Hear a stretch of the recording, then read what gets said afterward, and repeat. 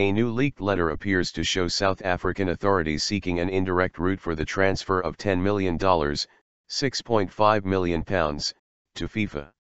The letter carried by South African media was purportedly written by then FIFA President Danny Jordaan 3 weeks before the first amount was paid.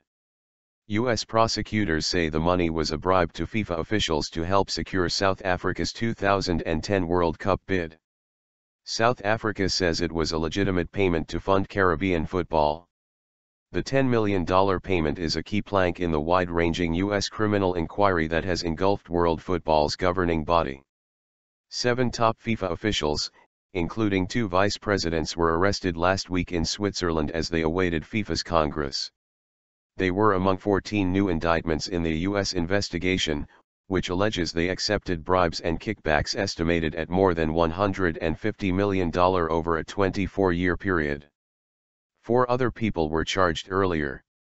One of them, ex-FIFA official Chuck Blazer, has pleaded guilty in the U.S. to taking bribes related to South Africa's bid. Diaspora legacy. The BBC's Southern Africa correspondent Karen Allen says the latest leaked letter appears to add weight to allegations that the South African government went to great lengths to hide the transfer of the $10 million. The letter is signed by Mr. Jordaan and addressed to FIFA's Secretary-General Jerome Valcke. Mr. Jordaan says Deputy Finance Minister Jabu Moltke recommended that the money be paid to FIFA, but that Minister of Foreign Affairs Nkosazana Dlamini Zuma said it should instead be paid over to the 2010 FIFA World Cup Organizing Committee South Africa. South Africa's Mail and Guardian quoted Mr. Moltke as saying the letter was a fabrication, and he denied having a conversation of that nature with Mr. Jordaan.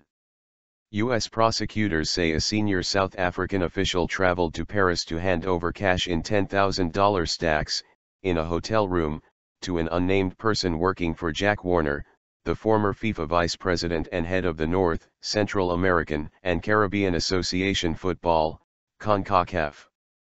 South Africa's sports minister Fikile Mbalula said on Wednesday that payments related to the World Cup had been above board, and no bribes had been paid. The money was to finance a diaspora legacy program to support football among the African diaspora in the Caribbean.